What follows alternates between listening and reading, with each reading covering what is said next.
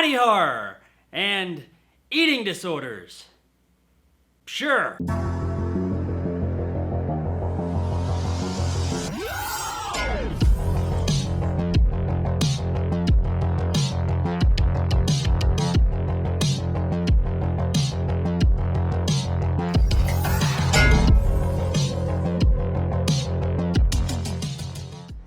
Shapeless is brought to us by director Samantha Aldana and stars Kelly Murtaugh, Bobby Gilchrist, and Julie Newman. Ivy, a struggling singer in New Orleans trapped in the hidden underworld of her eating disorder, must face her addiction or risk becoming a monster. So this is going to be a pretty short review because I don't really have a whole lot to say about this movie. I didn't really care for this one. Now when I say that, I'm not necessarily saying it's a bad movie, I'm just saying it's not for me. And I'm not talking about the body horror aspect of the film, which we'll get to in a minute. No, that kind of shit, I like all that gross nasty shit. It's the other parts of the movie just really didn't resonate with me. First off, much like the synopsis said, this is a movie about a woman with an eating disorder. And the way that this is presented to us is that from her perspective, her body, when she doesn't eat, starts to contort and just like grow things and get all fucked up looking. Now this is all from her perspective, or at least we think it is. You don't really find out 100% sure until the end. And I don't really think I'm giving anything away by saying that, by the way. The movie does treat the situation as kind of a mystery, but there's just no mystery about it. You know pretty much from the get-go that's what's going on. So she goes a while without eating, then she starts seeing like her hands become webbed or like these spores growing out of her back and just all kinds of nasty shit happening to her body. So then she eats and that stuff goes away, but then she feels bad about eating and she pukes it up. Now Ivy's a singer in a band in New Orleans, and this lifestyle after a while starts to take a toll on her mentally and physically. And that starts to encroach on her professional career, and that's when things start to go a bit sideways. Now that basic idea sounds like it could be interesting, but man, this movie is so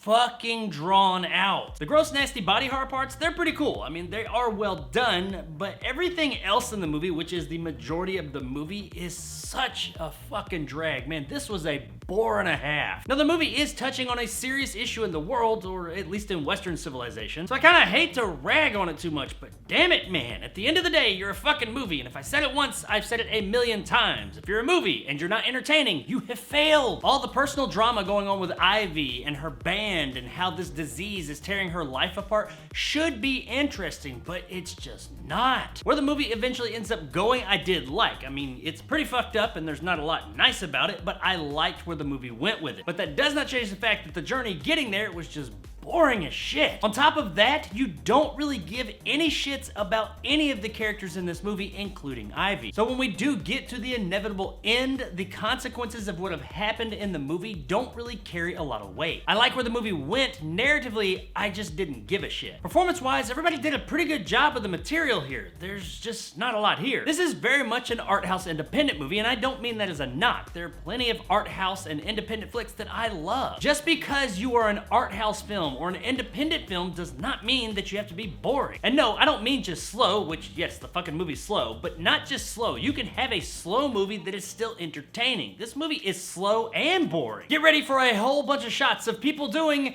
abso-fucking-lutely nothing. Which yes, watching people do mundane tasks in the right hands can be interesting. Look at Paul Thomas Anderson in something like There Will Be Blood. There are long extended shots of people just doing shit in that movie and he makes it work. It's extremely interesting. That movie is riveting. This movie, however, is not. Now one place that the movie does get high marks would be in its technical department, especially its effects. Periodically through the film, we get a view of Ivy's body from her perspective, and it is very much body horror at times. And it's pretty fucked up and it looks really good. And on top of those effects, the camera work here, it's very well done. We've got some really interesting camera work here and some of the shots are just composed beautifully. However, as I said, while some of those shots are composed beautifully, they are still boring as fuck. Guys, Shapeless had a lot of potential, but unfortunately it just didn't really live up to any of it. The idea behind the story is interesting. The way it's presented even at times is pretty neat with seeing things through Ivy's perspective. However, the vast majority of the movie and its execution is just so drawn out and boring, it is impossible to get behind this thing. It's got some really solid performances, it looks great, and I like the message that it's trying to convey here. However, all of that is at the expense of being entertaining, and a movie that's not entertaining at best is really only worth checking out on USA Up All Night. It's not worth it! Hi, I'm Gilbert Gottfried. Hi, it's Miranda on USA Up All Night. It's so big.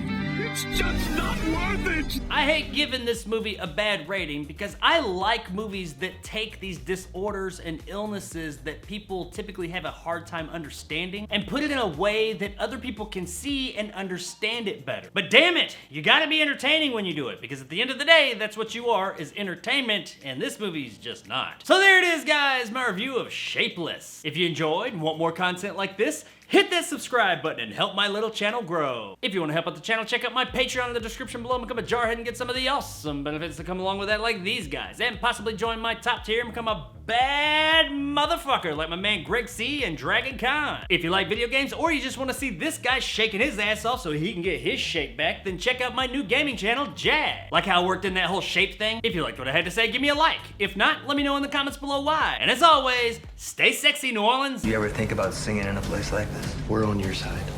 This condition can be serious.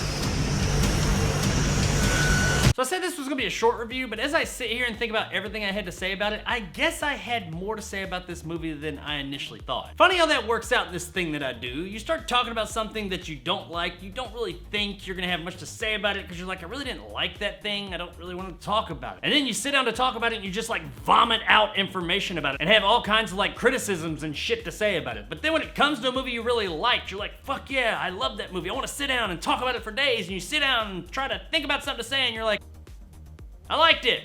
I liked it a lot. That's about it. Yeah, that's about how this shit works.